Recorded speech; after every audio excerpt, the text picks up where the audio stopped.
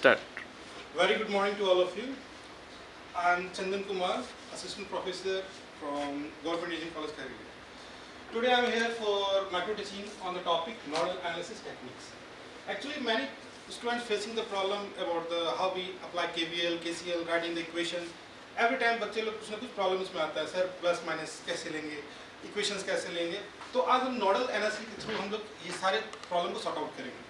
ठीक है, तो before going to the details after the end of the session आप ये देखोगे कि आप लोग इजीली एक्सप्लेन कर पा रहे हो कि आगे नोडल एनालिसिस है क्या, उसको केसीएल के साथ कैसे अप्लाई कर रहे हैं. These are the first our outcomes और you can easily identify the node, references, ground node, essential nodes और सुपर नोड्स क्या होता है ये आप लोग इजीली आइडेंटिफाई कर पाओगे. तो shall we start, come to the point. Next nodal analysis. जैसे कि हम नोडल एनालिसिस करें, कोई भी हमारे पास सर्किट होगा, ठीक है, उसमें नोड्स होगा, फिर उस नोट्स पे हम लोग वोल्टेज इक्वेशन लिखेंगे. अब कितने नोट्स हैं और कितने इक्वेशन लिखेंगे वो कैसे आइडेंटिफाई करेंगे, we will explain in the next slide actually with the help of example. तो suppose we have node n nodes, तो how many equation we have, n minus 1 equations. Okay, और according on that basis we will going to write the equations. Next slide. हाँ, अब देखिए हम लोग यहाँ पे एक एग्जांपल के थ्रू हम समझते हैं नोडल एनालिसिस कैसे हम लोग अप्लाई करते हैं. Suppose we have a circuit is this, ठीक, ओके. अब देखिए यहाँ पे कितने नोड्स हैं आप, तो हम लोग इजीली देख पा रहे हैं 1 2 3 n नोड्स है हमारे पास. तो इसमें से हम लोग n माइनस 1 नोड को क्या कंसीडर करेंगे, रेफरेंस नोड. ठीक है, तो इक्वेशन टोटल कितने हमारे पास होंगे उसके लिए, n minus 1 that is 2. 3 nodes है, एक तो रेफरेंस आ गया n माइनस 1, तो 2 इक्वेशन हमारे पास होंगे. अब स्टूडेंट को दिक्कत आती है हमारे पास क्या भाई साहब कि सर इक्वेशन कैसे लिखेंगे. तो हर नोड पे हम लोग क्या करेंगे, केसीएल अप्लाई करेंगे. सपोज जब भी केसीएल लेंगे तो जो भी नोड हम कंसीडर करेंगे, सपोज ये नोड V1 है हमारा, नोड का जिधर भी एलिमेंट आपका जा रहा है, चाहे इधर जा रहा हो एलिमेंट, चाहे इधर जा रहा हो, चाहे इधर जा रहा हो, कहीं भी हमेशा करंट का डायरेक्शन हम लोग क्या मानेंगे, आउटवर्ड. वो आपके ऊपर है. एक बार अगर आउटवर्ड आप चूज कर लिए तो पूरे सर्किट में आउटवर्ड ही आप लोग चूज करोगे. अगर इनवर्ड कर रहे हो तो इनवर्ड, ये आपके कन्वीनियंस के हिसाब से चलेगा.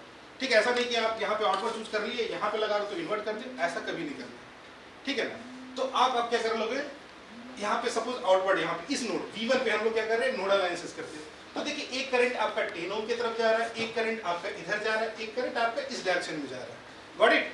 तो यहाँ पे अगर हम इक्वेशन लिखेंगे तो 10 ओम की तरफ आउटवर्ड डायरेक्शन में, और यहाँ पे रेफरेंस मतलब ground, that means it is zero potential. तो करंट जब भी फ्लो करता है higher potential to lower potential, तो करंट यहाँ जा रहा है, that means V1 minus 0 divided by 10. एक ये करंट हो गया, एक करंट यहाँ जा रहा है, हम आउटवर्ड डायरेक्शन, बट ये करंट क्या है आपका, इनर जा रहा है, दैट मींस किसका डायरेक्शन का माइनस होना चाहिए. तो माइनस इक्वल टू इधर की तरह, इसलिए ये क्या है, पॉजिटिव में आ गया. अब यहाँ पे इस दोनों के बीच में करंट फ्लो, क्योंकि हम करंट का डायरेक्शन इस डायरेक्शन में एज्यूम करके चल रहे हैं. ठीक है, तो दैट मींस V1 से V2 की तरफ जा रहा है करंट आपका, दैट मींस पोटेंशियल ये V1 हमारा हायर पे है, V2 हमारा लोअर पे है. तो that is V1 minus V2 divided by 5. ये हमारा पहला नोड पे इक्वेशन आपका आ चुका है. सिमिलरली नोड 2 पे चलते हैं, V2 पे चलते हैं, वहां पर भी क्या करेंगे, आउटवर्ड डायरेक्शन में यहाँ पे करंट इधर जा रही है, 20 ओम की तरफ करंट जा रही है, एक इधर जा रही है, एक इधर जा रही है.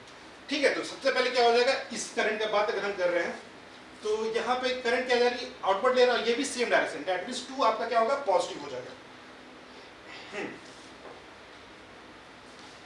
और यहाँ पे क्या हो जाएगा, V1 V2 बाय 20, और यहाँ पे क्या हो जाएगा 4.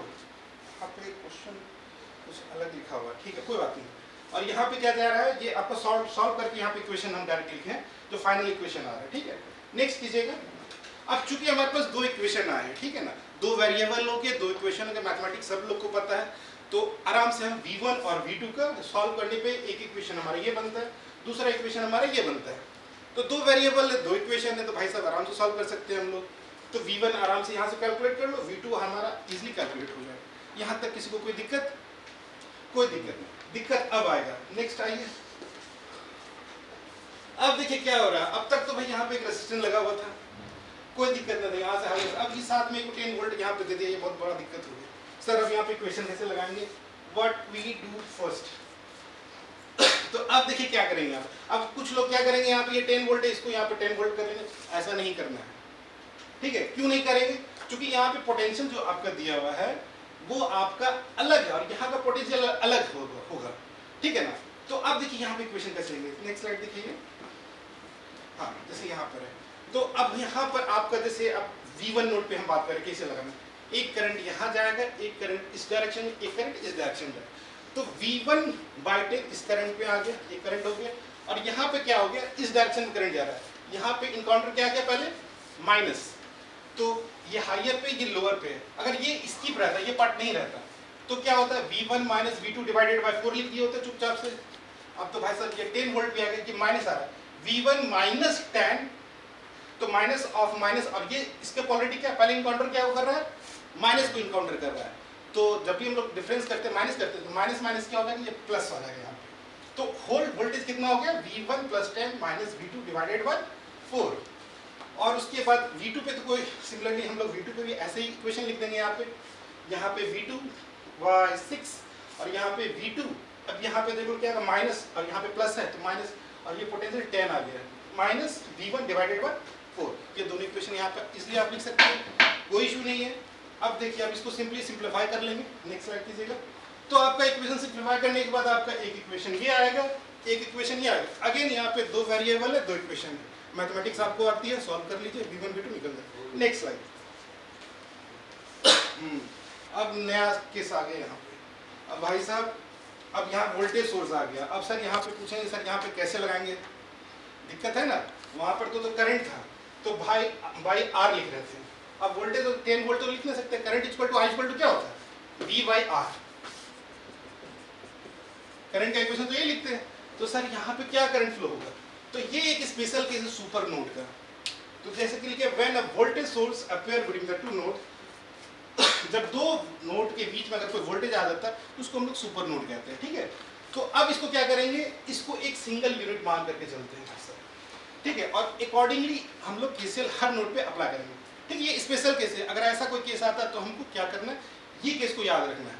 ऐसा नहीं है कि हमको कुछ भी कर देना है, जहाँ वोल्टेज पकड़ा गया बस चुपचाप से वहाँ पे इसको क्या करेंगे, सिंगल नोड कंसीडर करके आगे बढ़ जाएंगे। तो स्टार्ट करते हैं हम लोग इक्वेशन लगाएं, नेक्स्ट स्लाइड कीजिएगा।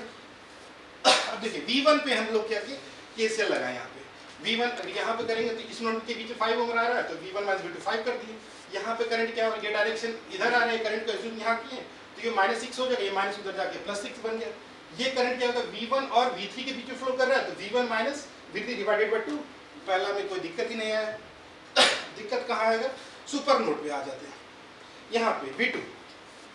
तो यहाँ पे क्या आएगा, V2 minus V1 divided by 5 आ गया, V2 बाय 4। और यहाँ पर क्या आ रहा है आपका, अब ये क्या कि इसको सिंगल नोड कंसीडर मारो, यहाँ से क्या करें, इस नोड पे डायरेक्ट आ जाएंगे, V3 minus V1 divided by 10। इस सारे नोड का इक्वेशन हमारा आ गया, ठीक है। चलिए आगे बढ़िए। अब कुछ नहीं, दोनों इक्वेशन आ गया, आपका कंस्ट्रेंट भी हमें पता था। तो अब हमारे पास तीन वेरिएबल, ये दो वेरिएबल थे हमारे V1 और V2 V3। तो हमारे पास कितने इक्वेशन आने चाहिए, तीन इक्वेशन, तीन वेरिएबल, तीन इक्वेशन, फटाफट सॉल्व कर देंगे, आंसर आ जाएगा। Next summarize. आइए, ये आपके असाइनमेंट हम आपको दे चुके हैं, ये कुछ नहीं है, डरना नहीं है, इसमें सिर्फ डिपेंडेंट वेरिएबल सोर्स आ गया है, कंसेप्ट सेम है, ठीक है। अब आइए समराइजेशन पे आ जाते हैं। तो ठीक है, बस ये भी आपका ऐसा असाइनमेंट है, इसको भी आप सॉल्व कर लीजिएगा। बस बेसिकली आपके क्लास में क्या सीखें कि आप आराम से नोडल एनालिसिस यूज कर सकते, कैसे केसीएल में अप्लाई करते हैं। दूसरा हम एक सिंपल केस देखें जिसमें कि, और एक स्पेशल केस देखें, दोनों को इजीली आइडेंटिफाई कर सकते हैं। सुपर नोड केस आएगा तो आराम से सॉल्व कर लेंगे, ठीक है। Okay, thank you.